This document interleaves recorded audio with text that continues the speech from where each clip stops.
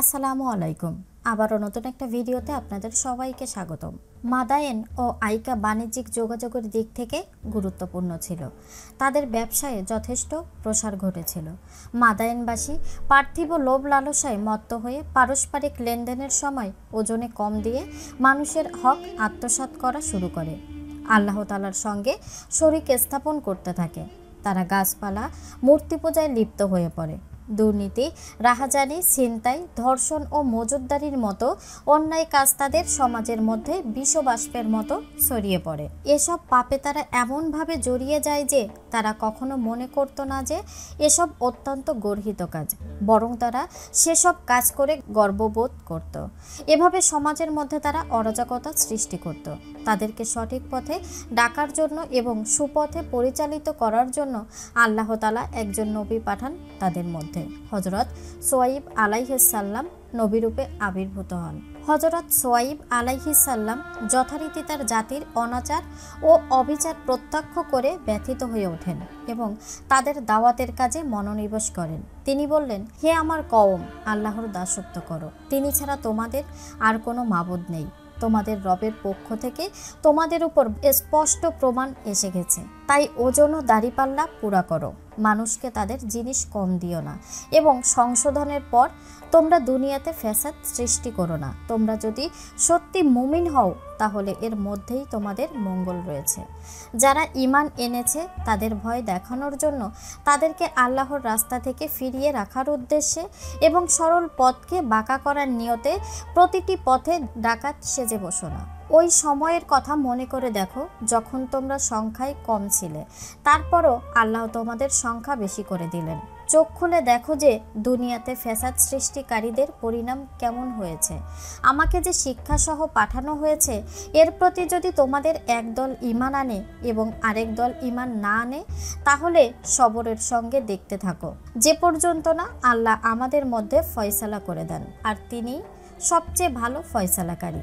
এ কথা শুনে তার কওমের প্রধানেরা যারা বড়াই করত তারা বলল, হে সোয়াইব, আমরা তোমাকে এবং যারা তোমার সঙ্গে ঈমান এনেছে তাদেরকে আমাদের এলাকা থেকে বের করে দেব, অথবা তোমাদের ফিরে আসতে হবে আমাদের পন্থাতে। জবাবে সোয়াইব আলাইহিস সালাম বললেন, আমরা সম্মত না হলেও আমাদেরকে কি জোর করে ফিরিয়ে নেওয়া হবে? আল্লাহ আমাদের তোমাদের পন্থা থেকে নাজাত দেওয়ার পরও যদি আমরা তোমাদের পন্থায় ফিরে যাই তাহলে আমরা আল্লাহর উপর মিথ্যা আরোপকারী হয়ে যাব। আমাদের রব আল্লাহ যদি তাই চান তাহলে আলাদা কথা, তা না হলে আমাদের পক্ষে ওদিকে ফিরে যাওয়া কিছুতেই সম্ভব নয়। প্রতিটি জিনিসের ব্যাপারেই আমাদের রবের ইলম আছে। আল্লাহর উপরই আমরা ভরসা করে আছি। হে আমাদের রব, আমাদের ও আমাদের কওমের মাঝে ঠিক ঠিক ফয়সালা করে দিন, আর আপনিই তো সবচেয়ে ভালো ফয়সালাকারী। সূরা আরাফ আয়াত 85 থেকে 90। তিনি তার জাতিকে সতর্ক করে দিয়ে বললেন, আজ আমি তোমাদেরকে ভালো অবস্থায় দেখছি, কিন্তু আমার ভয় হয় যে তোমাদের উপর এমন দিন আসবে যার আযাব তোমাদেরকে ঘিরে ফেলবে। যদি তোমরা মুমিন হও তাহলে আল্লাহর দেওয়া উদ্বৃত্ত তোমাদের জন্য ভালো। আমি তো তোমাদের উপর হেফাজতকারী নই। তিনি তাদের নামাজেরও দাওয়াত দিয়েছিলেন, কিন্তু তার জাতির লোকেরা নামাজ পড়তে অস্বীকার করে। তারা জবাব দেয়, হে সোয়াইব, তোমার নামাজ কি তোমাকে এ কথাই শেখায় যে আমাদের বাপ দাদারা যেসব মাবুদের পূজা করত তা আমরা ত্যাগ করব, অথবা আমাদের মাল আমাদের মর্জি মতো ব্যবহার করতে পারবো না? তুমি কি একমাত্র উঁচু মনের ও সৎ মানুষ? সোয়াইব আলাইহিস সালাম বললেন, হে আমার কওম, তোমরা ভেবে দেখো, আমি যদি আমার রবের পক্ষ থেকে এক সাক্ষ্যের উপর থেকে থাকি এবং তিনি যদি আমাকে তার কাছ থেকে ভালো রিজিক দিয়ে থাকেন তাহলে এরপর তোমাদের পথভ্রষ্টতা ও হারাম খাওয়ার মধ্যে আমি কিভাবে শরিক হতে পারি? আমি চাই না। যেসব বিষয় থেকে আমি তোমাদেরকে নিষেধ করি তা আমি নিজেই করে বসি। আমার সাধ্য যতটুকু কোলায় আমি তো সংশোধন করতে চাই। আমি যা কিছু করতে চাই তা আল্লাহর তৌফিকের উপর নির্ভর করে। আমি তারই উপর ভরসা করে আছি এবং সব ব্যাপারে তারই দিকে ফিরে আসি। হে আমার কওম, আমার বিরুদ্ধে তোমাদের হটকারিতা যেন এতদূর না পৌঁছায় যে শেষ পর্যন্ত তোমাদের উপরও ওই আযাবই এসে যায় যা নূহ, হুদ বা সালেহের কওমের উপর এসেছিল। আর লুতের কওম তো আমাদের থেকে বেশি দূরে নয়। তোমাদের রবের কাছে মাপ চাও, তার দিকে ফিরে এসো। নিশ্চয়ই আমার রব বড়ই দয়ালু এবং তার সৃষ্টিকে তিনি ভালোবাসেন। তারা তখন জবাব দেয়, হে সোয়াইব, তোমার অনেক কথাই তো আমাদের বুঝেই আসে না। আমরা দেখতে পাচ্ছি যে আমাদের মধ্যে তুমি একজন দুর্বল মানুষ। তুমি যদি আমাদের বংশের লোক না হতে তাহলে কবেই তোমাকে পাথর মেরে শেষ করে দিতাম। তোমার এমন শক্তি নেই যে আমাদের উপর ক্ষমতা দেখাতে পারো।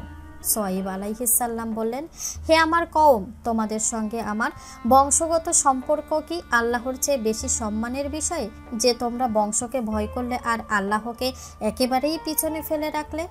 জেনে রাখো যে তোমরা যা কিছু করছো আমার রব এসবই ঘিরে রেখেছেন। হে আমার কওম, তোমাদের নিয়মে তোমরা কাজ করতে থাকো, আমিও আমার কাজ করে যাব। শিগগিরই তোমরা জানতে পারবে যে কার উপর অপমানকর আযাব আসে আর কে মিথ্যাবাদী। তোমরাও অপেক্ষা করো, আমি তোমাদের সঙ্গে অপেক্ষায় রইলাম। সূরা হুদ আয়াত 84 থেকে 94।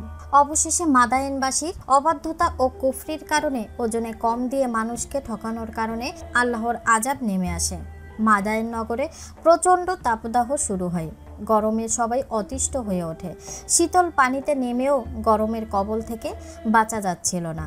এমন প্রচণ্ড উষ্ণতার দিনে একদিন হঠাৎ করেই তাদের বসতির অদূরে একখানা মেঘ দেখা গেল। গরম থেকে রক্ষার জন্য কেউ কেউ মেঘের ছায়ায় আশ্রয় নিল।